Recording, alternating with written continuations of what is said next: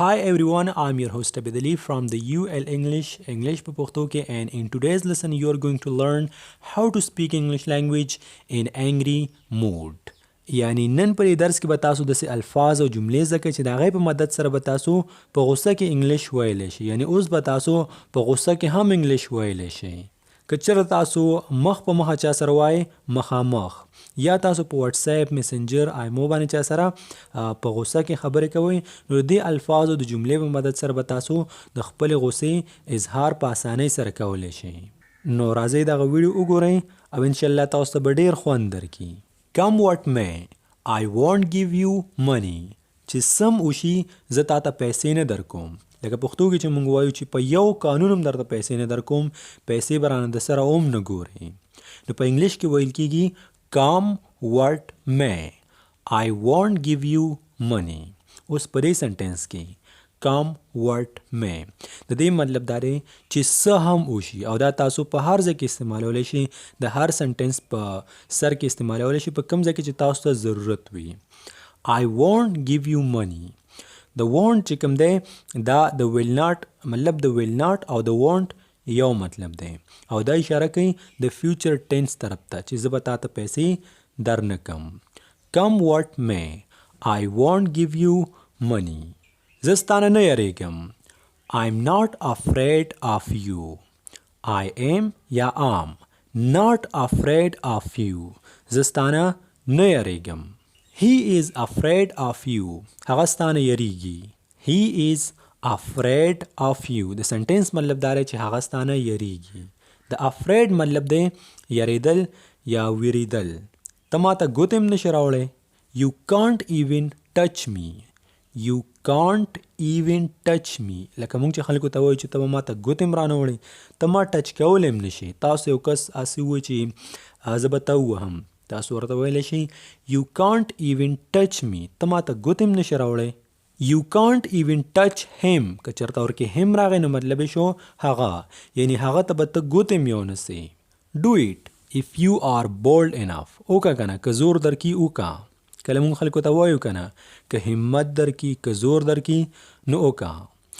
Do it if you are bold enough. د سنټنس هم دغه مطلب دی څنګه چې تاسو ته ښکاري. I'll hang you. زه به تا را ځوړند کم. که تاسو وایئ I will یا I'll، د دواړو یو مطلب دی. hang د hang مطلب دی را ځوړندول. اوس د دې سنټنس دا مطلب هم راځي چې زه به تا پانسي کم. خو hang پانسي ته هم ویل کېږي، را ځوړندولو ته هم ویل کېږي، او بل څه ته هم ویل کېږي. I'll hang you. زه به تا را ځوړند کم. I'll break your teeth. زه به ستا غاښونه مات کم. لکه مونږ خلکو ته وایو که چې دا غاښونه به در باندې در مات کم. په انګلیش کې ویل کېږي I'll یا I will break. د break مطلب دی ماتول. Your teeth ستا غاښونه. زه به ستا غاښونه در مات کم. I lose my mind in anger. په غوسه کې زما دماغ کار پرېږدي. I lose my mind in anger. د سنټنس مطلب دا دی چې کله زه ډېر زیات په غوسه کې یم، بس دماغ مې کار نه کوي، نو چې څوک مې څنګه ووال او چې څه مې وکړل. Enough is enough. Enough is enough مطلب دا دی بس دی. لکه مونږ وایو که نه یو کس لګیا دی کنځل درته کوي یا بل څه وایي، او ستا چې کوم دی حوصله نوره ختمه شو، ته ورته وایي بس بس. نو په انګلیش کې ویل کېږي enough is enough. په اردو کې ویل کېږي بس بہت ہو گیا. نو زه امید کوم چې په دې باندې به تاسو پوه شوي یاستئ. Don't mess with my mind. دماغ مې مه خرابوه. Don't mess my mind. د دې سنټنس مطلب دا دی چې ګوره سم شه، دماغ مې مه خرابوه. اوس د دې سنټنسزو مطلب دا نه دی، زه تاسو دا نه یم چې تاسو خامخا یو کس سره جنګ وکړئ. خو که چېرته تاسو یو فلوئنټ انګلیش سپیکر جوړېدل غواړئ، روان انګلیش ویل غواړئ، نو بیا به دا نه وایئ څنګه چې درته ما مخکې ویلي چې دا زده کوم دا نه زده کوم. ته به هر قسمه سنټنس زده کړې، هر قسمه لفظ به زده کړې چې ستا په انګلیش کې فلو پیدا شي او ته په هر قسمه سچویشن کې خبرې وکړې. نو په دې وجه باندې زده کول بې انتهایي ضروري دي. دا هر یو سنټنس تاسو دپاره ډېر زیات ضروري دی. بل سنټنس موږ سره دی Why are you getting mad at me? د دې سنټنس مطلب دا دی چې ته ولې په ما باندې سور سور راځي یا ته ولې په ما باندې سور سور کیږي. لکه اصل کې د دې مطلب دا دی چې یو کس ډیر زیات په غوسه دی او په تاسو باندې ډیر زیات تیز تیز درځي، نو ته ورته وایې why are you getting mad at me؟ ته ولې په ما باندې دومره غوسه کې یا ته ولې په ما باندې داسې سور سور راځي. He is furious with his brothers. هغه خپل ورونو ته ډیر زیات په غوسه دی. He is furious with his brothers. یعنی هغه خپل ورونو ته ډیر زیات په غوسه دی. په دې سنټنس کې یو د کمال لفظ راغلی دی. furious furious نه دی، دا ویل کېږي furious او د دې مطلب دی very angry یعنی ډیر زیات په غوسه، او د سنټنس مطلب دا دی چې هغه خپل ورونو ته ډیر زیات په غوسه دی. که چېرته دا سنټنس په دې سنټنس کې د ایز په ځای باندې واز راشي he was furious with his brother، نو بیا د دې مطلب دا چې هغه خپل ورونو ته ډیر زیات په غوسه او ایز ورکې راغی مطلب یې دی اوس په غوسه دی. که چېرته ورکې واز راغی نو مطلب یې دی چې هغه په غوسه او هغه ټیم کې، یعنی واز د تیر شوي ټینس طرف ته اشاره کوي پاست، او ایز چې کوم دی موجوده. I'll show him، زه به هغه سره ګورم، صبر وکړه پرې به یې نه دم. I'll یا I will show him، کله چې موږ وایو چې صبر وکړه زه به ورسره ګورم، داسې زه هم نه پرېږدم. نو په انګلیش کې ویل کېږي I'll show him، ورسره به ګورم. I'll show you، در سره به ګورم ښه. I'll show you، صبر وکړه در سره به ګورم. I'll show them، زه به هغوی سره ګورم، هغوی سره به زه کار لرم. I'll show you مطلب دا دی چې زه به تا سره ګورم، تا سره به کار لرم. که چېرته دم ورکې راشي د دم مطلب دی هغوی. I'll show them بیا مطلب شي چې زه به هغوی سره ګورم. He shoved the money، هغه پیسې راوغورځولې. He shoved the money مطلب یې دا دی چې هغه پیسې راوغورځولې، پیسې راخطا کړلې. He shoved the documents، هغه کاغذونه راوغورځول. He shoved the documents. د سنټنس مطلب دا دی کله چې یو کس ډیر زیات په غوسه وي، د ډېرې غوسې نه تاسو پیسې راولي او یا کاغذونه ورسره لاس کړي، څه ډاکومنټس ورسره لاس کړي او هغه درولي. اصل کې موږ په پښتو کې وایو چې په دې مخ مې پیسې ورویشتلې یا په دې مخ یې راته پیسې راویشتلې، نو دې سنټنس اصل کې دا مطلب دی. واچ یور ماوث، دې خولې ته خو دې وګوره.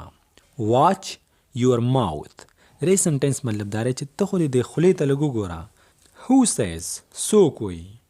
Who says سنټنس مطلب دا دی چې څوک وایي. Who said، چا وویل. said راغی سیکنډ فارم دی نو مطلب دی چې چا وویل، او says present indefinite tense دی څوک وایي. I won't spare you، زه به تا پرېنږدم. I won't spare you د سنټنس مطلب دا دی چې زه به تا پرېنږدم، در سره به ګورم. I won't spare him، زه به هغه پرېنږدم. I won't spare him یعنی زه به هغه پرېنږدم. What do you mean، ستا څه مطلب دی. What do you mean دا هم موږ په ډېرو ویډیوګانو کې ویلې، مطلب یې دا دی چې ستا څه مطلب دی. What do you think you are، تا خیر ځان ته څه وایې. What do you think you are د سنټنس مطلب دا دی چې ته اخر ځان ته وایې څه، ته یې څه شې. تاسو داسې هم ویلی شئ What do you think of yourself، What do you think of yourself د دواړو سنټنسز یو مطلب دی چې ته اخر ځان ته وایې څه، ته څه شې. Lower your voice، اواز دې په مزه کا، اواز دې په کلاره کا. Lower your voice یو کس دی په ډېر تیز اواز کې لګیا دی، تیزې تیزې خبرې کوي، تاسو ورته ویلی شئ Lower your voice. خو زه در څنګه په مزه مزه وایم د دې مطلب دا دی چې تاسو پې پوه شئ، هسې نه چې تاسو داسې وایئ Lower your voice، نه تاسو به داسې وایئ Lower your voice، Lower your voice په فلو کې به یې وایئ. It's all because of you، دا ټول ستا په وجه باندې. It's all because of you د سنټنس مطلب دا دی چې دا ټول ستا په وجه باندې، یعنی دا کم کار چې شو که نه دا ستا په وجه باندې وشو. It's تاسو اټس هم ویلی شئ، اټ از هم ویلی شئ، د دواړو یو مطلب دی. او A double L آل نه ویل کېږي، دا به داسې وایئ all. ډیر کسان وایي آل، خو دا آل چې کوم دی دا په پروننسیشن کې غلط راځي. خیر داسې ډیر دغه هم نه دی، څوک هم پرې د ګریوان نه رانیسي، خو که آل ووایې نو دا به ډیر ښه وي. بیکاز د بیکاز مطلب دی ځکه. do whatever you want، کوه چې څه کې کوه، زما در سره هیڅ کار نشته. do whatever you want، کله چې مونږ خلکو ته وایو چې بس کوه چې څه دې خوښ هغه کوه، چې څه غواړې هغه کوه. په انګلیش کې ویلی شي do whatever you want. whatever چې کوم دی د دې مطلب دی څه هم. او پر ډبلیو ایچ الفاظو باندې انشاءالله ډېره زر به زموږ یو ویډیو راشي په ورځ دوه کې، هغې سره به تاسو ډېر الفاظ زده کوئ، او ډبلیو ایچ چې کوم الفاظ هم دي دا ټول به تاسو زده کوئ. مارک مای ورډز، زما خبره ولیکه. مارک مای ورډز. فار ایگزامپل ته یو ملګري ته خبره کې ورته وایي چې ګوره دا پلانکی کار به داسې کېږي، زما دا خبره ځان سره ولیکه، یعنې دا خبره ځان سره یاد ساته. نو په انګلیش کې تاسو ویلی شئ مارک مای ورډز، زما خبره ځان سره ولیکه. I have nothing to do with this، زما دې سره هېڅ کار نشته. I have nothing to do with this، یعنې دې سره زما هېڅ کار نشته، زه یې څه کوم چې څه کوي هغه به کوي. You have no idea who am I، تا ته پته نشته چې زه څوک یم. You have no idea، یعنې تا ته څه اندازه نشته، تا ته څه پته نشته. Who am I، چې زه څوک یم، زه آخر څوک یم. Be in your limits، په خپل حد کې اوسه. Be in your limit مطلب دا چې په خپل حد کې اوسه. لکه یو کس دی د خپل حد نه بار کېږي، تاسو ډېرې ګډې وډې خبرې کوي، تاسو ورته ویلی شئ be in your limits، په خپل حد کې اوسه، د خپل حد نه بار نه شي. What brings you here، ته دلته ولې راغلی. What brings you here مطلب دا چې ته دلته ولې راغلی. What are you، ته څه شی. What are you مطلب یې سره ته څه شی. I'll slap you، سپېړه به درنه وباسم، یو شړک به درنه وباسم. I'll slap you. Sit silent otherwise be off from here، غلی کښېنه ګینې بیا د دې ځای نه ورکېږه. Be silent otherwise sit silent otherwise be off from here. د سنټینس مطلب دا دی چې ګوره دلته غلی کښېنه کنی بیا د دې ځای نه ورکېږه. Sit silent، د سیټ مطلب دی کېناستل، د سایلنٹ مطلب دی خاموش، یعنی خاموش کېنه. سیټ سایلنٹ. ادروایز، د ادروایز مطلب دی ګنی. بی آف فرام هیر، بیا د دې ځای نه ورکېږه، د دې ځای نه خپې وباسه. How dare you abused my brother، تا دومره جرأت څنګه وکړو چې زما ورور ته دې کنځل وکړل. How dare you abused my brother، تا دومره جرأت څنګه وکړو، دومره همت دې څنګه وکړو چې تا زما ورور ته کنځل وکړل. Get out of my sight، د سترګو مې پناه کېږه. Get out of my sight مطلب یې دا دی چې د سترګو نه مې پناه کېږه، لرې شه ورکېږه. Get out of my sight، sight ویل کېږي نظر ته. Talk with manners، په سړیتوب خبرې کوه. Talk with manners، لکه پښتو کې مونږ خلکو ته وایو که چې مړه لګي په سړیتوب خبرې کوه.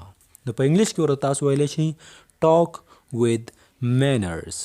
د manners اصل کې مطلب دی سړیتوب. لکه که چېرته یو کس چاته ووایي چې په تا کې خو د سره manners نشته، نو بیا د دې مطلب دا چې په تا کې خو د سره سړیتوب نشته دی. او TALK دا ټالک نه ویل کېږي، نه ټاک ویل کېږي، دا ویل کېږي ټاک. ټاک. I'll see you mind it، یاد ساته ګورو به ها. I'll see you mind it، لکه مونږ چې خلکو ته وایو چې ګوره یاد ساته ګورو به. ګورو به چې یعنې دا تا چې ما سره څه وکړل زه به هم تا سره همداسې کوم. I'll see you mind it. نو بس اوس همدې سنټنس سره زه خو یم چې بس به کوم، ځکه چې بیا به ویډیو ډېره زیاته مخکې لاړ شي، ډېره زیاته به اوږده شي او تاسو به بور شئ. که چېرته د دې ویډیو نه تاسو 5-6 سنټنسز هم زده کړي، 2-3 الفاظ هم زده کړي، بس دا هم ستاسو دپاره ډېره غټه خبره ده. ځکه دا ضروري نه چې ته به هره ورځ 50-60 جملې زده کړې، نه داسې بالکل نه ده. که ته چېرته د ورځې یو جمله زده کړې، یو لفظ زده کړې، 2-3 زده کړې، بس دا ستا لپاره غټه خبره ده. دې ته ویل کېږي کنسسټنسي چې بس لږ زده کوه خو روزانه زده کوه او خامخا زده کوه او ته په ډېر کم وخت کې نن دی که سبا ته به خپل منزل ته خامخا ورسې.